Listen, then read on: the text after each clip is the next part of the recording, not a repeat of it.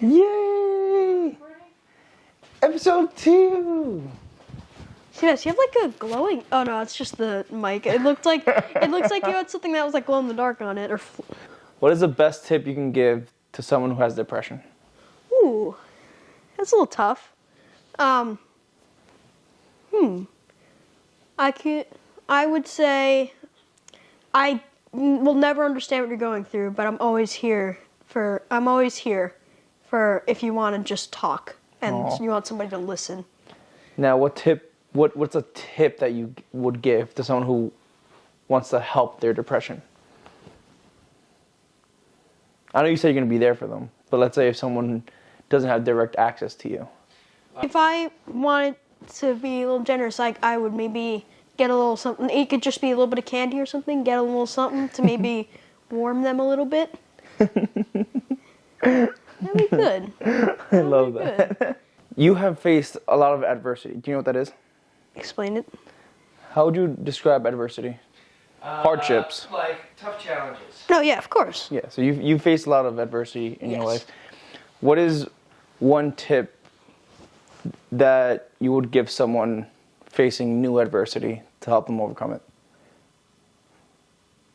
Well, I could say I've had many of them and I could help give you advice, and if they ask whatever they want, I could try and give it good. But if you want like a whole overview. Like one tip, like if someone watching asked you that question, what is something you would say to them?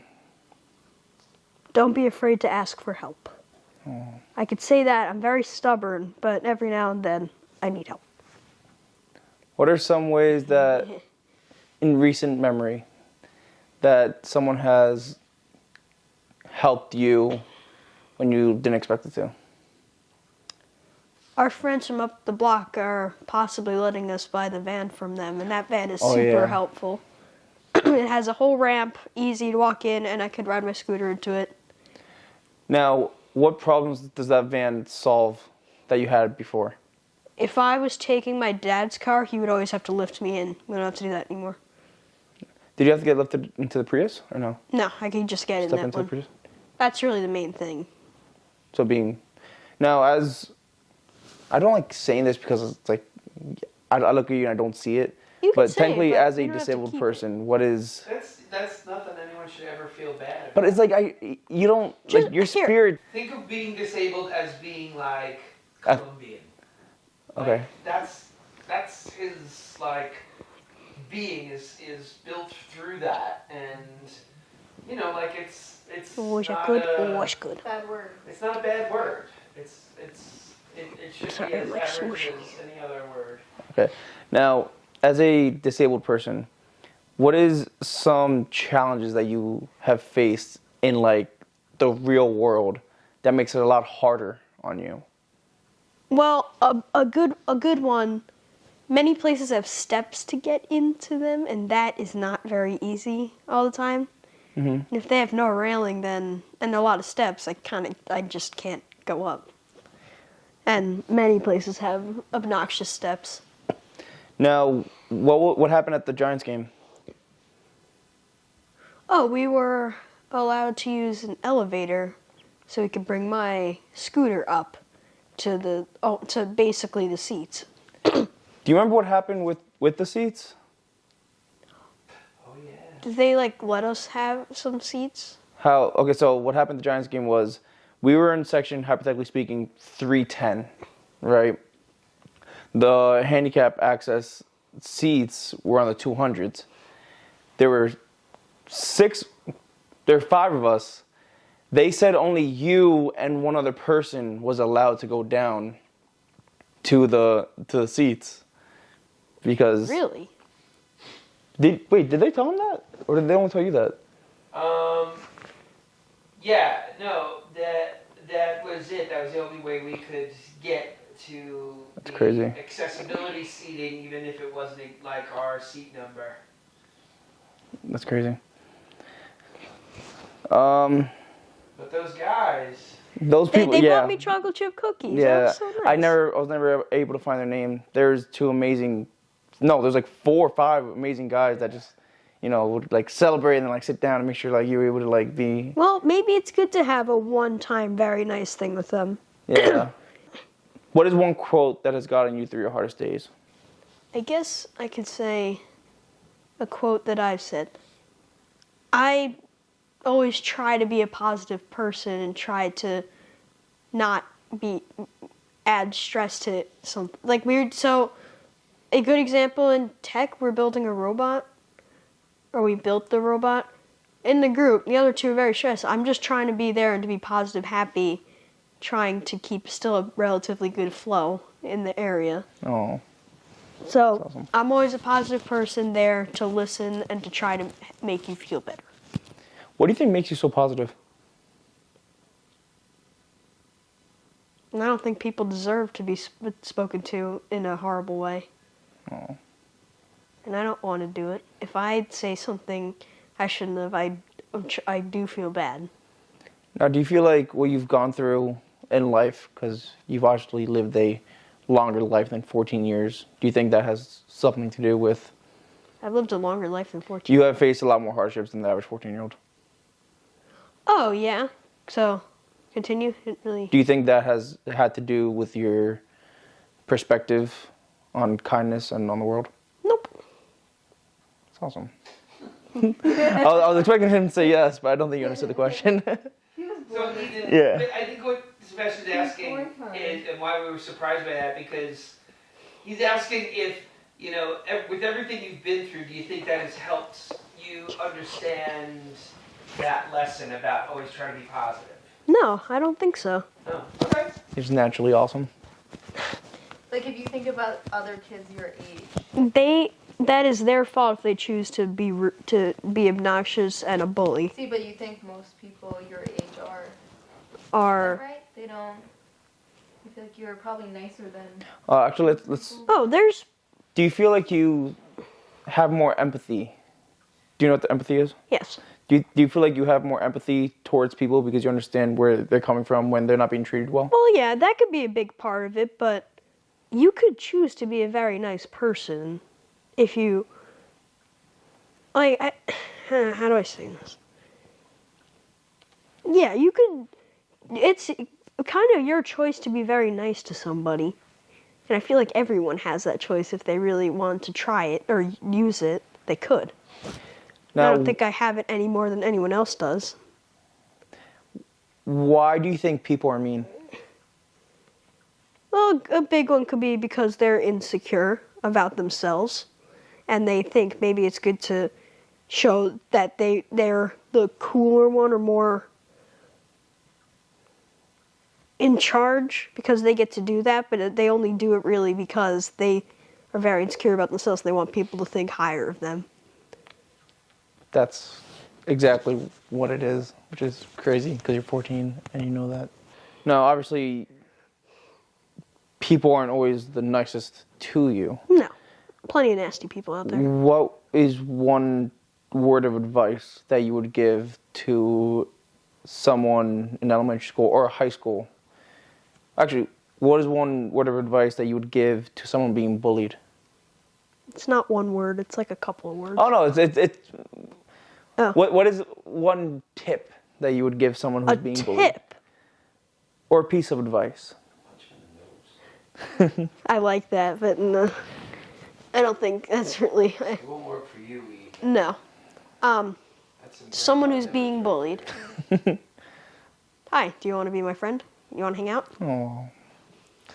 Now, what if they didn't have, what if this is the person watching this clip, the person listening to this, they live in Okay, I see what you mean. California, for example. I see what you mean. Like something that they could try to implement in their everyday to whether make themselves feel better or to... Try being very nice so the person who's bullying you thinks it's like, so they look really stupid for picking on the very nice person that always is trying to be very nice to everybody. I didn't realize until now how similar you and me are, like when I was a kid, which is crazy, but that's awesome. I'm proud of you. what do you do to help calm yourselves on the days that you're feeling stressed or anxious? Well, I'd like to listen to music I like. That makes me happier. I don't know. Now, let's say those days that you're having like, bad muscle pains. Oh. Like that kind of stress. Oh, I mean, obviously I would make everybody do everything for me. No, I'm kidding. I'm kidding. like mentally, how do you manage that? I don't know. I just try to relax or do a very calming activity, either laying down watching a show I like, laying down listening to music, playing a game, or simply just watching like a video on my phone and just kind of laying down. Now, obviously, I expect the answer to be no, but I wouldn't be shocked if it's yes. Have you ever meditated? Have I ever meditated? Yes. You have? Yes. How would you go about doing that? My health teacher played a meditation video and I followed it. Oh, really? That's really all I could say. Have you ever meditated in your free time? Well, there's a lot of different kinds of meditating. Like, I feel like almost in a way what I described can be a form of meditation. But, like, I know what you mean. No, I wouldn't normally just, like, do it. Kind of like that. Like, where I just put on a video of a guided meditation. And I wouldn't really do that, but... Do you feel like the one time you did meditation, or how many times? A few times? One time? That time I did it. Do you feel like it, like, helped? Do you feel like you were more, like, present? I mean, I fell asleep. I clearly became very relaxed. I can say that confidently. That's awesome. How do you cope with or avoid having negative thoughts through the hardships that you faced? Well, I'd like to allow myself to have some, so to have an easier time building myself back up. Does that make sense? Explain. I'm trying to think.